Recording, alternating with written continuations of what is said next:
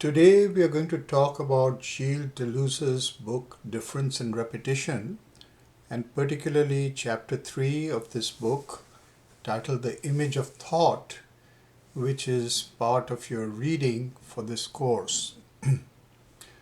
You have already come across the writings of Gilles Deleuze through his book Bergsonism, which introduces the works of Henri Bergson in a short form. We prescribe this text because Henri Bergson's very fertile ideas are difficult to read in the original because of the voluminous works that are difficult to cover in a few weeks. So we introduced these ideas through Bergsonism so that you could get an overview of Bergson's writings and at the same time have a sense of Deleuze's relationship to Bergson, which he is going to further in the rest of his works. Deleuze's work on Bergson is a short and very lucid work, as you must have discovered for yourself. It is centrally about intuition. That's why the title itself is called Intuition as Method, Bergsonism, Intuition as Method. And it introduces the principal ideas of Henri Bergson, such as the notion of duration, whether it is psychological or ontological, the organization of memory, the plane of the pure past, the memory cone, and creativity in Bergson as he expresses it through the idea of the élan vital. All this comes in a short scope of the introduction by Deleuze. So this work was written 3 years before he wrote Difference and Repetition. Difference and Repetition was written in 1968, and it is the principal work of his dissertation, his PhD dissertation. He also wrote a second work. The dissertation required him to write two works, a major and a minor work, thesis or dissertation. The major one was the one on which he has based his Difference and Repetition, and the other one was a work on Spinoza. Now, before 1968, he already published a number of works, shorter works on a number of other philosophers. They include a work on Hume in 1953. In 1962, he published Nietzsche and Philosophy. And then in 63, a work on Kant. In 66, he published Bergsonism. And then a year after Difference and Repetition, in 68, he published his work on Spinoza. As you may think from these works, he's a philosopher who is deeply interested in the history of Western philosophy and in building a relationship with it and expressing this relationship with it. In comparison with Bergson, we find that in Bergson there are a number of very important philosophers that are, one may say, latent in his works, that he is responding to, but he seldom refers to. They become part of the fabric of his thinking.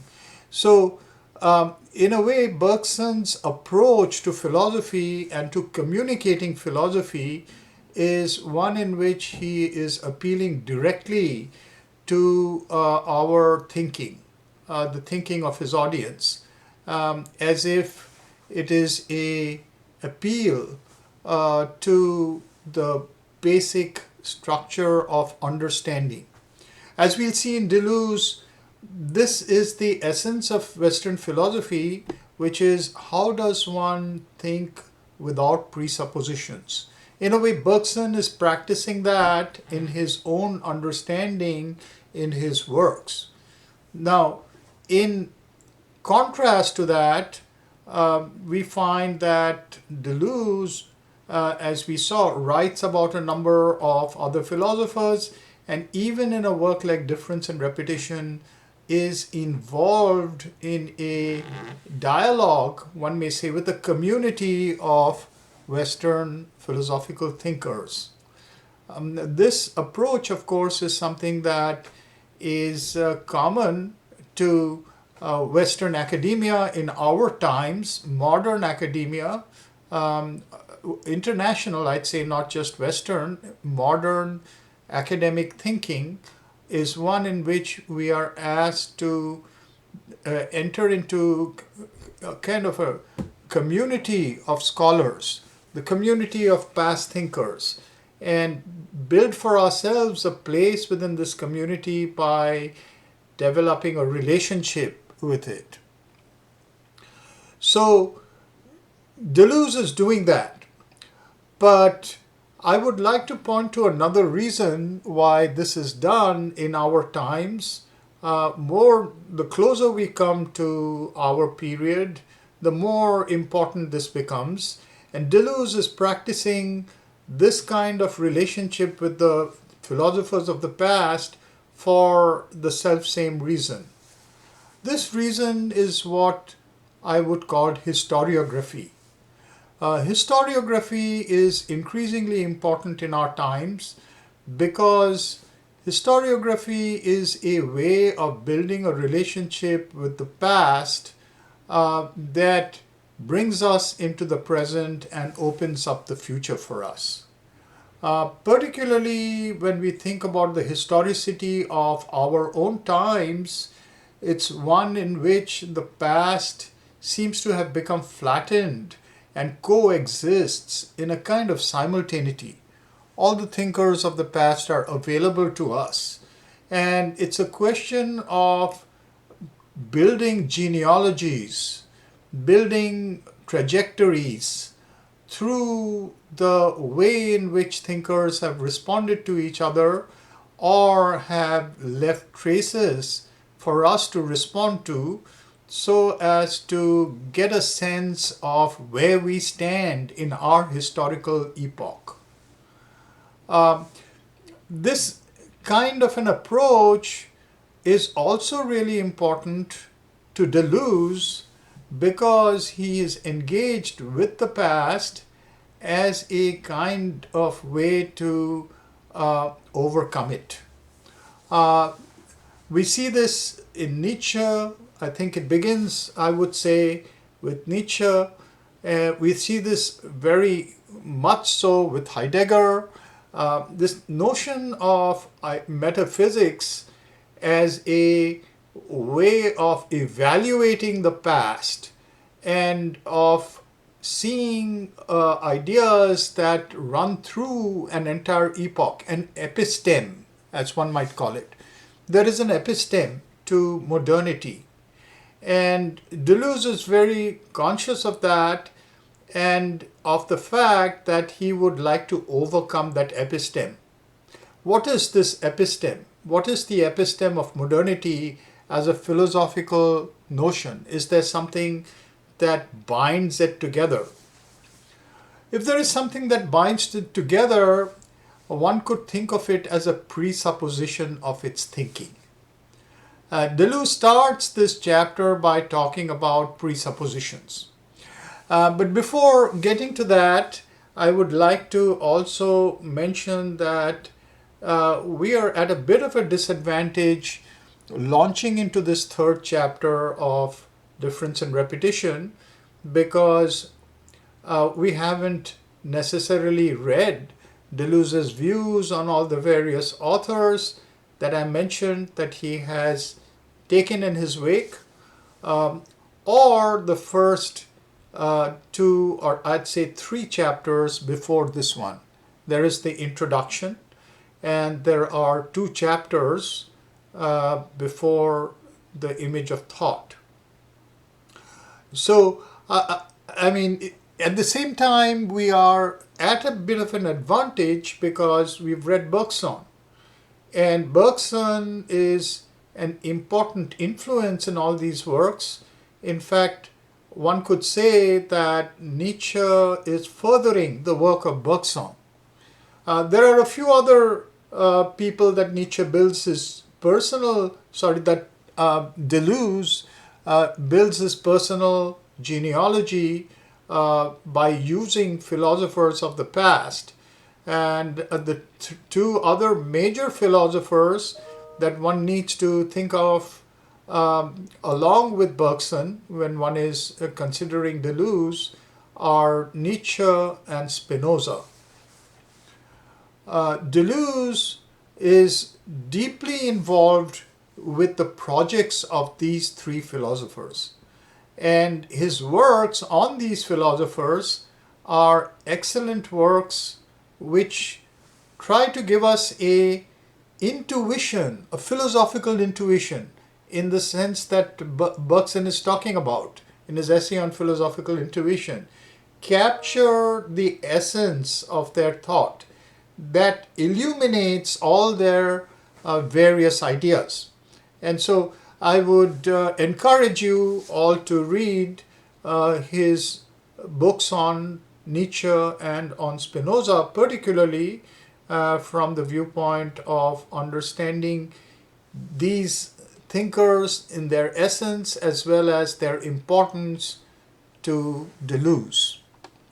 Deleuze synthesizes the ideas of these thinkers, and he synthesizes them to such a degree that sometimes it's difficult to make out whether he's referring to Nietzsche, Bergson, Spinoza, or himself, his own ideas.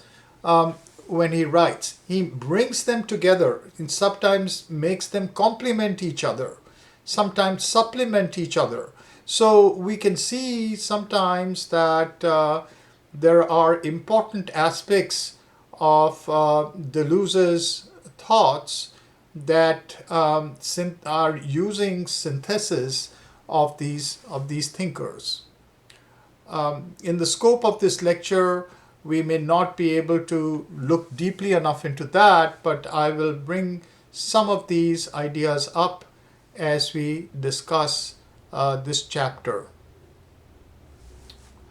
So, Deleuze also has a few other thinkers that he is deeply engaged with. He is not necessarily furthering their ideas. He is critical of some of their ideas, but he is also, in a way, engaged with them in a very substantial way. One such thinker with whom he is extremely deeply involved is Kant. Kant, for Deleuze, represents in a way both the kind of episteme that he's trying to overcome and the beginnings of that overcoming itself. He takes the steps, and Deleuze is going to follow on those steps that Kant takes and revise him, as it were. The other person, of course, is Plato, which all these thinkers are involved with as the founder, one may say, of Western philosophy, and particularly modern Western philosophy that has special indebtedness to Plato. And we can see how that happens. To go back to difference and repetition, the introduction to the book is really about these two terms, difference and repetition. And to simplify it in terms of Bergson's ideas, since you are already familiar with it, I would like to say that you can find both these ideas in Bergson himself. So difference in the difference and repetition, entitled Difference and Repetition, has to do with the virtual. As you see, Deleuze's second chapter is called Difference in Itself. Difference in itself is not the different that we encounter in the world as discrete actualities. Difference in itself is the virtual becoming, which has infinite potential in it that unfold over time and manifest that difference in time. So this is difference in itself. But difference in itself, in its actualization, is the repetition in time of that infinite potency that comes into becoming, as it were, in waves that one might call repetitions. And repetitions can be of a variety of kinds. And this is really, in a way, the essence of this book. And the second chapter, the first chapter is called Difference in Itself, and the second chapter is called Repetition for Itself. So these are the chapters. The introduction introduces the idea of difference and repetition. These are the chapters that prepared the ground for his philosophy. And the third chapter, the image of thought, emerges as a standalone almost, but it assumes some of the work from the first two chapters and the introduction. At the same time, it is a full-blown idea by itself, the image of thought. So what is the image of thought? The image of thought, you see that it includes the word image in it. And this is, again, a word that you have encountered quite often in Bergson's writings. Bergson talks repeatedly about images. And these images for Bergson, one may think of them in a variety of ways. Sometimes an image is a representation, but sometimes it is a kind of a passive and unconscious way by which the zones of memory that we contact offer themselves to the present so as to come into contact with the present. He talks about perception images and recollection images, for example. So these images are, in a way, a kind of an essence that is making itself available to us. The image of thought as an essence, as Deleuze will talk about it, can be spoken about in terms of the unthought within the thought of our times. What is the unthought within the thought? What is that essence that we don't even bring into consideration because we assume it so much? An assumption in our thinking is what is called a doxa. Deleuze will sometimes use this term, sometimes use the term dogma. So the dogmatic image of thought. Dogma is a term used in theology, and it's also a term used to express moral presuppositions, that there is a certain kind of morality involved in it. And we'll see what that morality is because the first postulate of the image of thought for Deleuze in this chapter is good sense. We'll get to that in a moment. So at the risk of oversimplification, to characterize this idea of an image of thought, I would like to say that the project of Deleuze is to overcome the post-enlightenment idea of modernity as a project of thinking to arrive at knowledge.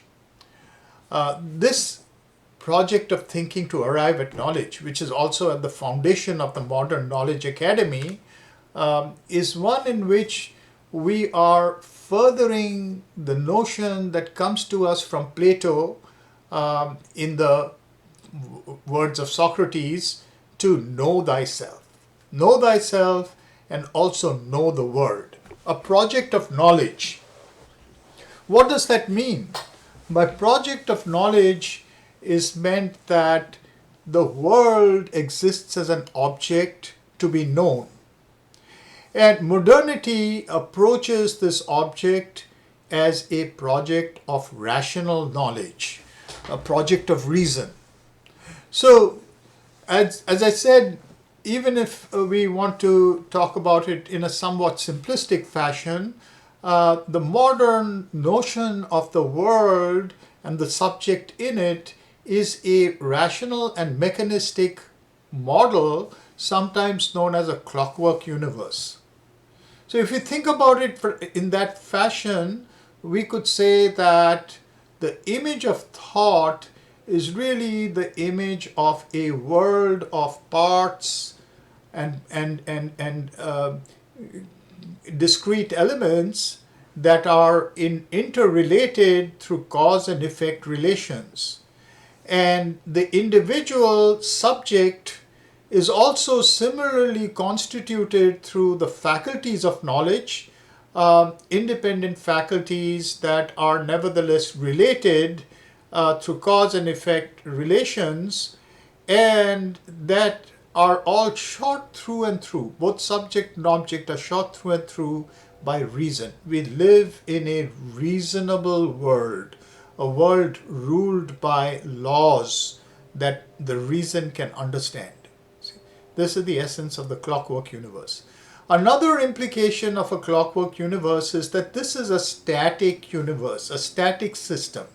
By static and closed system. By static system is not meant that everything remains what it is, it doesn't move, but that its movements are predictable, that they return. This is another kind of repetition, but this repetition is not the repetition that Deleuze is thinking about as the ideal of repetition in difference and repetition. Things repeat just like cycles that repeat because they're given and they have certain laws of operation and of relation. So the age of looking for knowledge as the knowledge project of the modern age is one in which we are supposed to be utilizing our reason in a pure form to arrive at this knowledge of ourselves and of the world and their relationship as discrete elements that are given and that can be recognized and represented. So that is the idea behind the image of thought. Deleuze is going to challenge this idea. And he challenges this idea in the image of another kind of ontology. So what is this ontology? Can we call it another image of thought? Deleuze is going to talk in this chapter of a thought without image.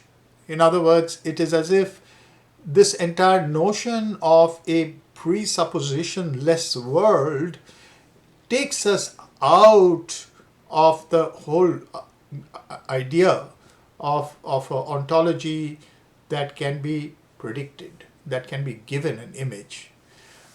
But elsewhere, he writes other books.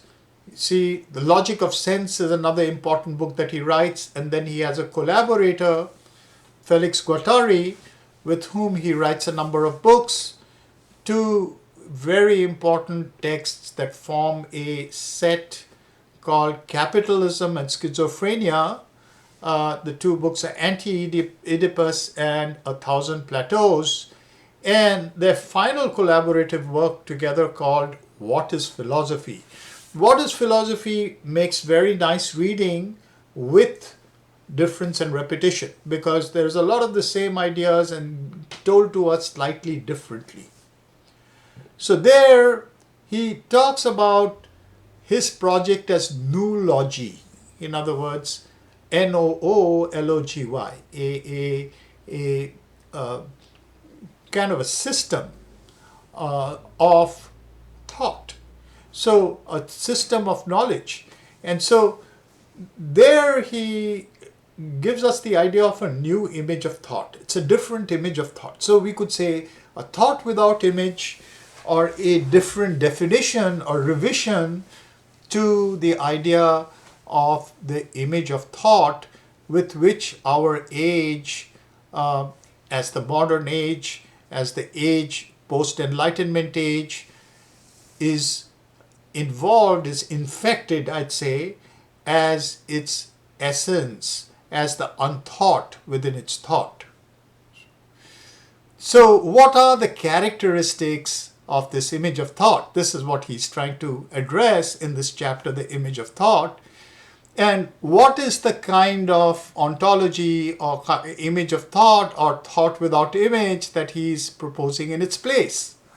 So first I'd like to, again, at the cost of oversimplification, since I've taken that step, to characterize this image in terms of a clockwork universe and the subject as the knower of that clockwork universe, because it's a rational universe and we have reason within us in a certain constitution. We can contrast that with the other kind of idea of thought without image by saying that the kind of ontology that Deleuze is proposing is what his collaborator Felix Guattari properly characterizes as a chaosmos. A chaosmos is a chaos that we are involved in turning into a cosmos. This does not mean that we are building a cosmos out of chaos, using the mind, using the reason, etc. But that what we are calling a chaos is itself pre-organized by certain forces. These are not forces that are static. These are forces in becoming. They are forces that are constantly dynamic. And we ourselves are dynamic beings as part of this dynamic becoming, which seems to be chaotic, but in which we have a part to play to organize according to its own potential for organizing.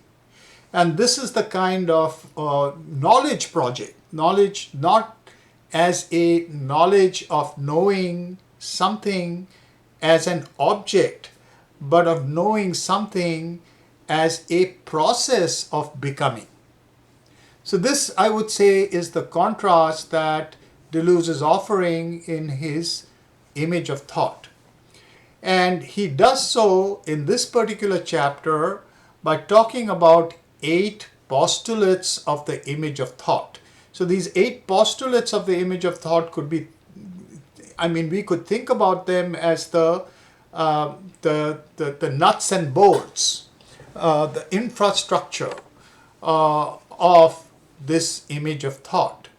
And so the first 4 of these are related to the process of knowledge. How do we know? And the next 4 is how we communicate this or how we respond to this. What is the form of the response? So to look at these first, and in the process, we can also revisit these and see how Deleuze would construe these in his thought without an image. So as he is giving us these 8 postulates, he is also engaging with the history of philosophy. So he's giving us these postulates in terms of the thinkers of the past. Now, as I said, Deleuze, as against Bergson, is distinctly engaged and explicit about his engagements with others, with his references. But at the same time, it is not the kind of language that we expect, which is propositional language that we write in our own papers as academics, because in a way he is practicing his own kind of writing, which is, as we'll see from the postulates, not necessarily propositional, not propositional, non-propositional, in fact. We see non-propositional thought in our times come to us, for example, from Nietzsche. But Deleuze's non-propositional thought is not exactly like Nietzsche's, which is given to us in terms of aphorisms and parables, but it is given to us in a kind of thinking that has poetic qualities, that flows, that has a certain degree of chaos in it. The chaosmos idea is embodied in his writing. See? So I would like to draw attention to a text by Nietzsche that is important to Deleuze. And in his work on Nietzsche, he gives it a beautiful treatment. And that is Nietzsche's first work that is called The Birth of Tragedy. This work is one in which Nietzsche contrasts the two Greek gods, Apollo and Dionysus. In Deleuze's reading, Apollo is the god of order, and he is the god that really conserves. He's a conservative god. He's the god who orders everything. And so in a way, Apollo becomes the very example of the image of thought. Apollo is the rational universe given everything given its place and everything known.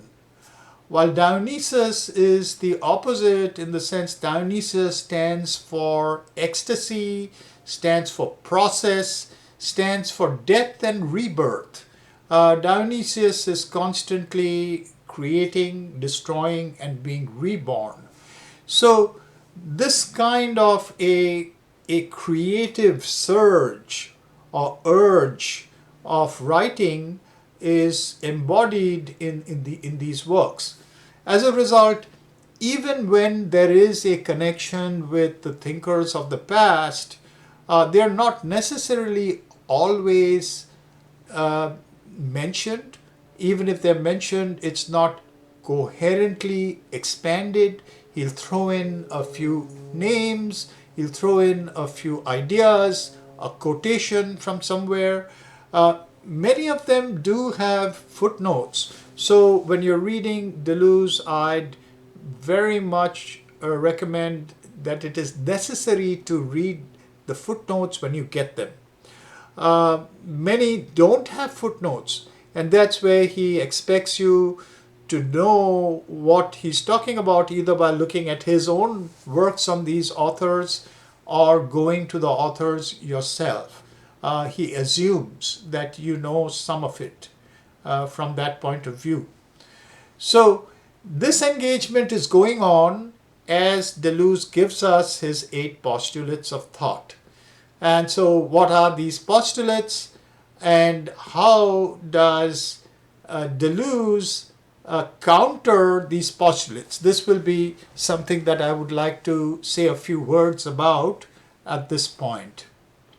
So the first postulate of the image of thought is good sense. And this is what I was referring to, is that there is an assumption that we live in a reasonable universe, that there are laws of rationality structuring everything. And so good sense is saying that rationality, for this, Deleuze is going to Descartes. Descartes is his go-to thinker for good sense and common sense. Good sense is arising when we purify our reason. See, reason may be in a mixed condition, may be tainted by the will that doesn't have that same nature of accord with truth that reason has or is supposed to have. So this idea that reason, if it is given its freedom, will automatically arrive at truth and is present in all things if it is given its zone of operation, like for example, our waking lives as against our dreaming lives, etc. If we can differentiate its actual place, it will automatically bring us to truth. This is a presupposition of the philosophy that assumes the image of thought. And that is, as you can see, that of a reasonable universe, a clockwork universe, etc. Along with this comes the idea of common sense. So common sense, as we understand it normally, is like a lowest common denominator that humanity assumes. It's common sense. It's something which everybody is supposed to know. So this thing about everybody knows, it's also valid to good sense. Everybody knows. This is Descartes' presupposition that everybody knows that the basic statements such as I think, therefore I am, cannot be questioned any further. They are presuppositions that everybody knows. Common sense has another meaning, which is the commonality or community of sensing. So, in other words, if we have a number of faculties that are involved in sensing, as we know that, or in making sense, not in sensing, just sensing, but in making sense of what our senses afford to us, these faculties must be of accord. They must all agree on the object that they are judging about. That is common sense. For Descartes, these faculties include the fact that we sense things with our sense. We have sensations through our sense organs, and then we refer these to our memory, and we make judgments based on our knowledge about what we encountered, and we come to a common understanding from all these faculties, agreement that we live in a world that is known and can be known. See, that's a world of knowledge. Now, what Deleuze will do is he, as I said, also engage with the history of philosophy as far as these ideas are concerned. And as I also said, Kant is a really important philosopher for Deleuze because Kant represents a step towards the overcoming of the image of thought. And Deleuze is really interested in the steps that Kant takes because he can analyze these steps, engage with these steps, and show us where Kant is taking us beyond the image of thought and where he becomes subject to the image of thought. So even as far as common sense is concerned, Kant complicates the idea that Descartes gives us. For Descartes, the faculties converge around the thinking subject, which he calls the cogito, the reasoning subject. That is at the center of the reasoning faculties, and that gives us knowledge of things. In the case of Kant, there is also the cogito, but in the case of Kant, there is a divide between the empirical and the transcendental. So we have some faculties that mediate between the world of sensation, the world that our sense organs give us, the intensities that are given to us in sensation, and the concepts with which we structure a world. So half of these belong to our empirical understanding of things, and half of them, one may say, belong to our transcendental understanding of things, which are conceptual and have to do with transcendental categories and ideas. See, so this notion of ideas is something very important that we'll have more occasion to discuss. And in Kant, we start getting these ideas. But before that, we also get this notion of an empirical self, which is engaging with a world that impinges on it through the sense, the doors of the senses. What is this world? What is this object of our knowledge? In itself, it is something we cannot know because of the gap, as it were, between our empirical knowledge, our empirical experience, and our transcendental and conceptual understanding of that experience. What we can know and have in common, the common sense that we can arrive at, is related to our conceptual knowledge that we bring to bear through the cogito on our empirical experience. See? So that becomes the way in which he sees Kant as complicating the idea of Descartes, but at the same time conserving the notion of a thinking subject and the project of knowledge as a conceptual project that we find in the image of thought. The third postulate is the postulate of recognition. So here, if we look at the Kantian model, Kant's faculties include the faculty of sensing, see, then the faculty of imagining. So by imagining or imagination, Kant doesn't necessarily mean what the post-Kantian transcendental philosophers mean by the word imagination.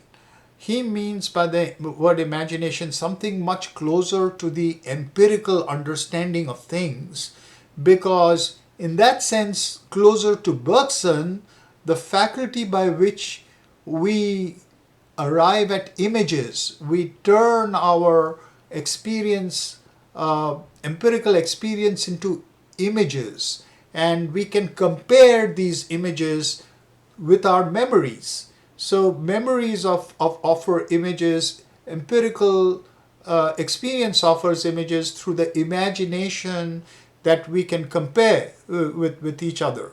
So out of this, appealing to the conceptual understanding, moving into the transcendental zone, the empirical understanding is given to us through a synthesis that he calls the aesthetic synthesis.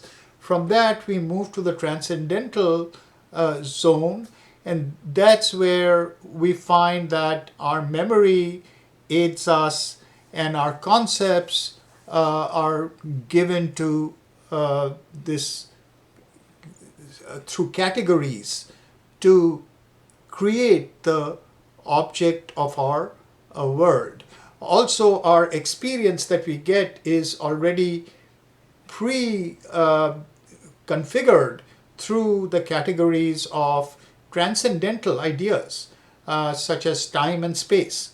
So these are the ways by which we make a world cohere, but ultimately this coherence is being gathered around a rational self, a cogito in that sense.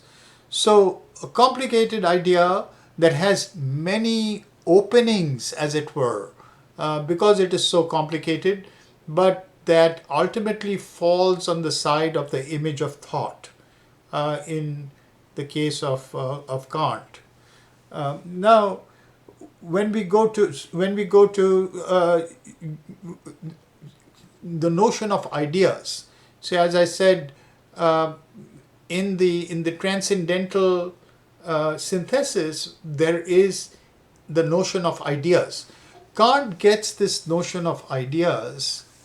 What are ideas? Ideas, in the case of Kant, are transcendental notions of totality, such as the idea of the soul, that is the totality of the subject, the idea of nature or world as the totality of the common experience that we all share, the idea of God as the overall transcendental whole that is given to us, the power by which it is given to us.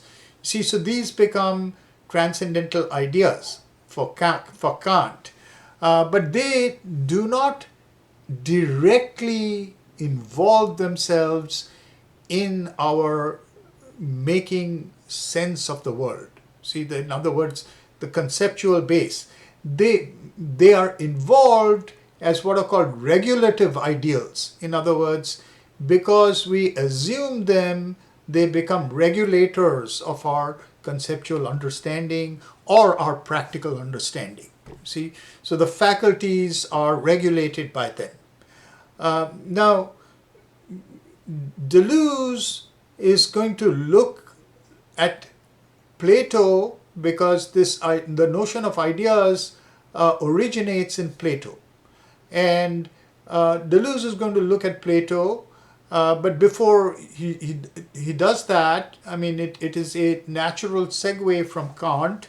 He brings up the third postulate of the image of thought, and that is recognition. Recognition, as we saw in the case of Kant, is related to imagination and memory. How does the world become conceptualized, become recognized? How does the memory aid in giving us a predictable world from its own experiences of the past? See, this immediately also brings to our mind the entire notion of Bergson and the memory cone that we saw. But for that, he does not mention Bergson in this chapter. But when we think about these postulates in terms of how Deleuze would like us to look at them from his point of view, we can think about memory and recognition in terms of Bergson. And I will return to that after finishing this notion of the image of thought. As far as recognition is concerned, he does bring up Plato at this point and the ideas.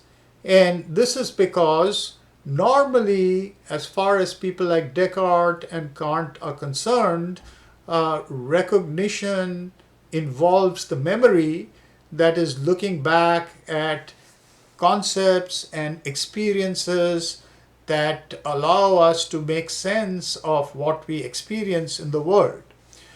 But Plato points out that there are some experiences that are not so easy to understand because they are dependent on values that are mixed in our world. We cannot arrive at a proper valuation. And for this proper valuation, we need to go to the pure source of these values. And this pure source are the ideas. These are transcendental ideas for Plato. Now, unlike Kant, transcendental ideas for Plato are realities. But these realities are transcendental realities that are not available in our empirical world.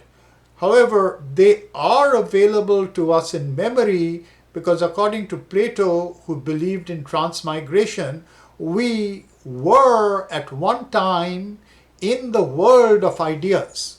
We had the experience of ideas and have fallen from there into our condition of the mixture of values. So Plato suggests what is called anamnesis, which is the process of remembering that goes back in time to the origin of these ideas. If we can contact the trace of these ideas that are present in all of us because that's where we came from, then that becomes the basis of our true valuation of our experiences. However, though it seems that these transcendental ideas are available to us in terms of some kind of memory, a faint memory, this is not really a difference in kind, it's a difference in degree, because it is given to us in the same way, just with a certain gap, as it were, in our births. So it's just a little more difficult. It's just looking back further in time, but it's of the same degree. It's of the same kind. It's a difference in degree. It's a different degree, but it's of the same kind as our normal memory. So this is something that Deleuze will criticize, because as a matter of fact, these ideas also become ideas that will conserve the image of thought, the image of a recognizable world of objects, of discrete entities, not of something that has not yet become, but that contains ideas as forms of becoming. See? For that, we need to go to Bergson, and we will when we revisit these postulates from Deleuze's point of view. So the fourth postulate is representation.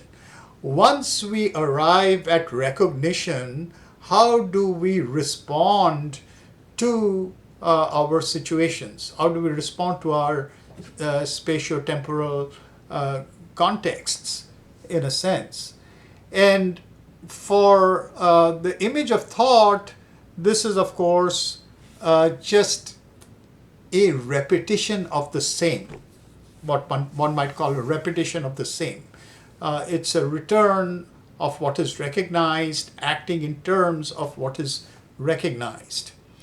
However, here again, just like in the case of Plato and the notion of ideas, which seems to be an opening to some other kind of understanding of reality, Deleuze is going to engage with Kant once more. And here he engages with Kant's third critique. So Kant, for most of you who know a little bit about Kant, wrote three important critiques. The critique of pure reason, which gives us this model that I just spoke about, the model of how we make sense of the world through both the empirical and the transcendental synthesis. Then the critique of practical reason, which gives us a understanding of ethics and how we are to act in the world in an ethical way. And the third is the critique of judgment. And this is supposed to be Kant's critique or theory of beauty and how we make judgments about beauty and about the sense, the aesthetic judgments that we make, the senses response to reality. So it is here, this is the last critique of Kant, and many people believe that it's a critique that was influenced after the response to his first two critiques by another thinker, Maimon, who happens to be another one of those very important influences on Deleuze. And so in this particular critique, Kant opens another door, just like the door of ideas. He opens another door by which one can question the image of thought that we've just been discussing. This is the door of the sublime. So according to the critique of judgment, there are some experiences that we have in which we cannot recognize, we cannot reduce our empirical experience in terms of that which we can fully encapsulate through concepts. It is as if the sense encounters something. There is an encounter, and whatever it encounters is beyond its power to domesticate, tame, or give it a certain image. give it a certain kind of knowable concept. Um, what happens as a result is that there is a disjunction between our sense understanding, our understanding of our sensations, and our thought. It's as if the thought has an intuition of infinity that accompanies this inability of the sensation of the empirical self to make a certain kind of a recognition of its experience.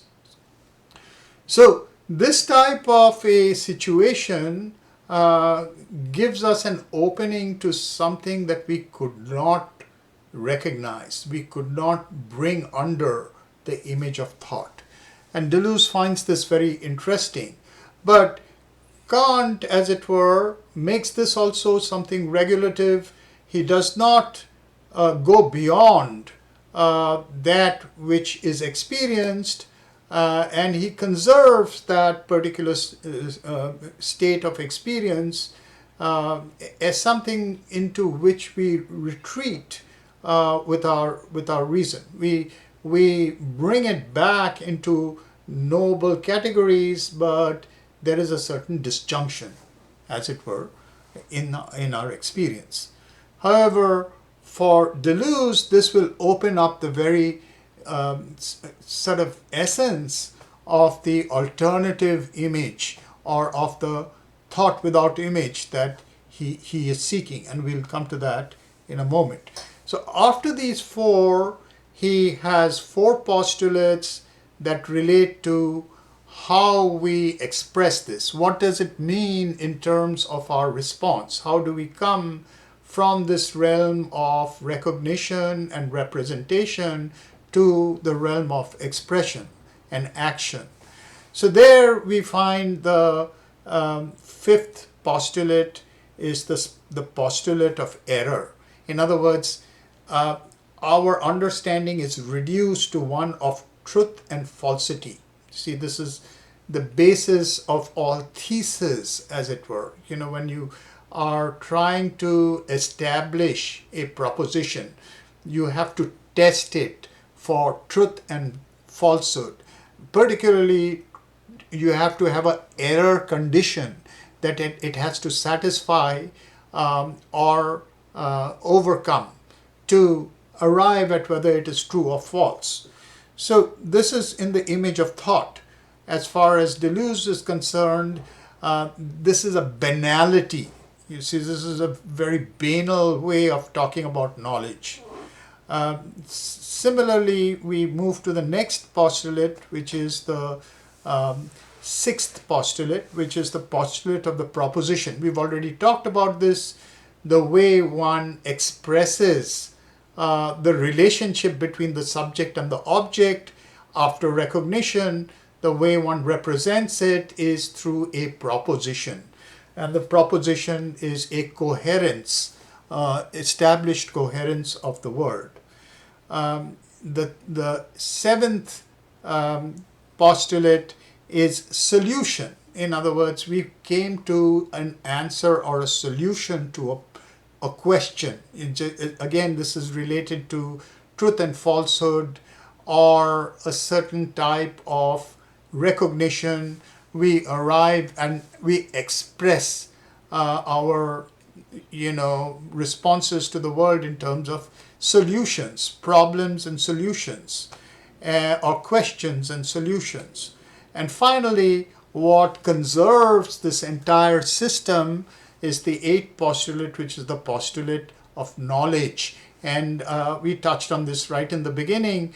This entire image of thought is a structure built on knowing oneself and one's world. How do we arrive at knowledge as a kind of objective and transcendental project?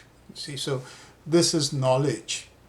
Now, as we can see, Deleuze challenges all these. He wants to question all these postulates of the dogmatic image.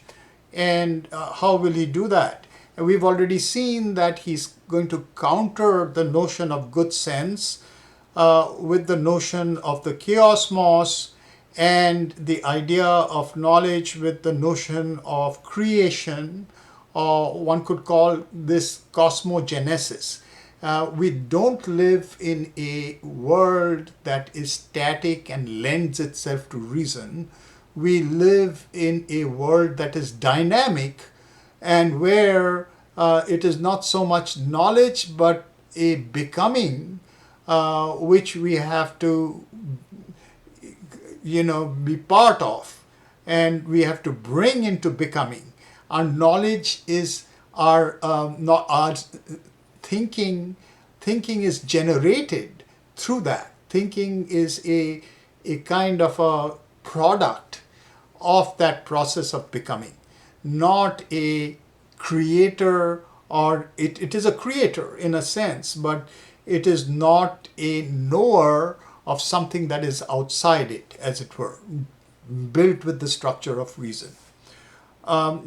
Instead of the common sense, which has a certain kind of a guarantee of rationality to all the senses, all the faculties, or all the elements of the world, what we have is the free accord of the faculties under the shock of an idea.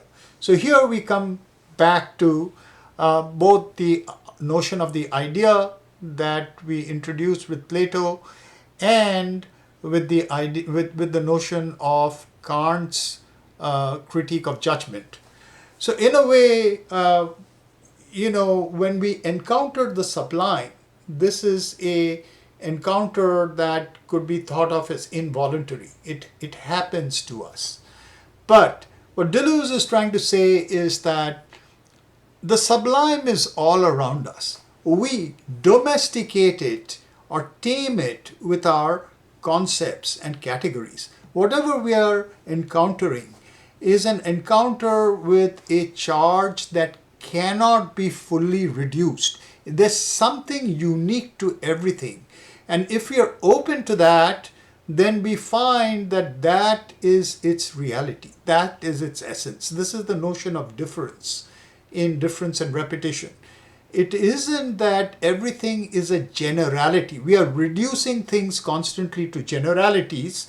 And he talks about everything being crucified on the four limbs, as it were, of identity, analogy, opposition, and resemblance. These are the four kinds of operations by which we reduce everything that we encounter to a form of generality, something which we can recognize and we can be satisfied that it has been known.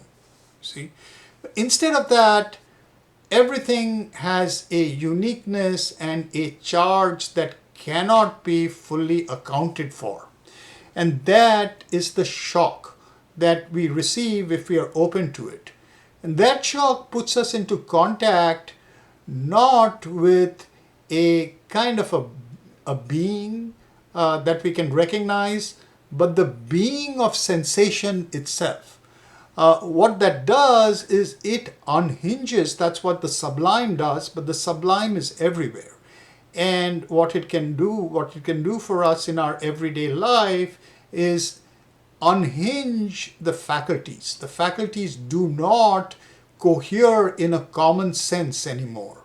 They become, as it were, independent. And not only do they become independent, each one of them becomes something which contacts the being of the reality that one is in touch with. That being of the reality is an idea. So ideas are not transcendental realities that belong to a plane that we experienced in another life, They are immanent ideas. They're transcendental and immanent at the same time. They're transcendental because they go beyond our present understanding. They are signs to something that is trying to become and inviting us to engage with them.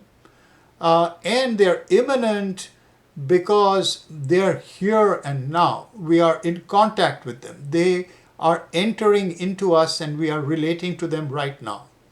So this is the way in which we are surrounded by ideas that come to us through our experiences and through the difference that cannot be, accounted for in our experiences.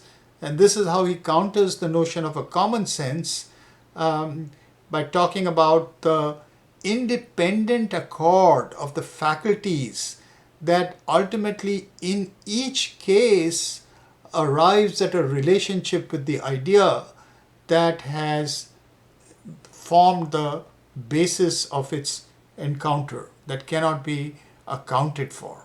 Okay? So in the place of recognition, this is where we have to think about Bergson and the pure past. So this is also related to the idea, because in the case of Bergson and memory, we can encounter memory at different levels of the memory cone. In other words, if we encounter something, we can actually respond to it by moving back into another zone of the memory cone. So this is an actual difference in degree. This is an actual difference in kind. We enter into the memory cone, which is the pure past, organized according to different levels of compression, with which we can relate in our everyday response, not just in knowing, but also in becoming. See? So this is the aspect in which memory is a form that gives us, the ability to become. See? Now, this pure past is something which we can enter into contact with. So the memory, when we encounter the sublime, when we encounter that which cannot be tamed, we also look back. But this is where Deleuze brings in Nietzsche to complement Bergson and actually synthesize with Bergson. And it's through Deleuze's understanding of the eternal return in Nietzsche's Thus Spake Zarathustra. So what is the eternal return? The eternal return in Thus Spake Zarathustra is an act of will. And this is really what he means by the will to power. The will to power involves a kind of willing. Instead of the project of knowledge as knowing how a pre-existent and predictable world can be recognized and represented, Nietzsche's project is how can we will this world of, the universal world, the universal reality to become through us. And so, in a way, what he's saying about the eternal return is that whenever we are faced with a certain encounter, what is our response to it? How will we respond to it? How will we represent our response to it? And for Nietzsche, this is done through the eternal return, and that is by the will, choosing to will the eternal. In other words, what you will, you should will for eternity. In other words, this is the will by which the universal and the eternal, which in Bergson's case is the pure past, the the extreme of the entire memory cone, the most expanded limit condition of the memory cone. How can that become what we respond with? See, how can the will respond with that as the eternal return, the return of the eternal, the being of the becoming itself, the entire being of the becoming, the universal? How can that be brought into the particular and the present? This is the question of will that relates to memory as the Bergsonian extreme of the memory cone and the Nietzschean idea of the eternal return. Instead of trying to recognize things by some kind of conventions of conceptual understanding. So that's how the recognition and the representation work. It is an actualization of the pure past through the will connecting itself to the eternal return. Coming to the last four postulates, instead of the model of the true and false in the postulate of error, in the case of Deleuze, we find the idea of adequacy or inadequacy to the eternal return. In other words, depending on what we are faced with, can we become equal to the entire universal need that we can respond to respond with? See, the ground, as he uses the term, the ungrounded can rise in us. But do we have the will to make that into our response? This becomes more the postulate of the true and the false, rather than some kind of knowledge, as he says, quiz reply, of something that already is known. In place of the proposition, Deleuze is going to interpose the paradox. So it isn't the subject and the object that are clearly delimited, but it is something which is both here and not here, empirical and transcendental at once. And the way in which that can be voiced so that one can keep that as the reality of one's not just grammatical but one's ontological reality. Grammar, after all, is a expression of one's ontological reality.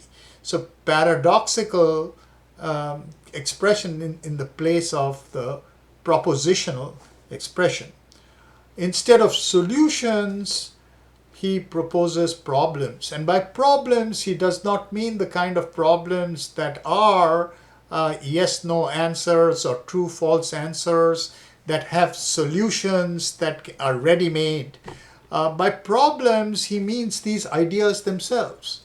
Ideas which are ideas of becoming, ideas which we encounter as the untamed potentia that meet us in everything.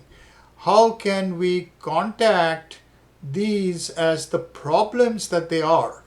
And how can we respond to them as problems, give them solutions that are actualizations, not solutions that answer problems and put them to an end.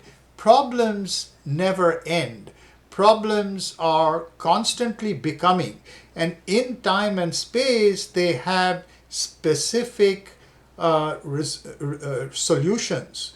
These are solutions that sometimes Deleuze is going to talk about in terms of calculus, and he's getting this kind of language through an entire genealogy of thinkers, moving from Hume to people like Maimon and Leibniz, who invented the calculus exactly for this kind of purpose, the actualization of differentials.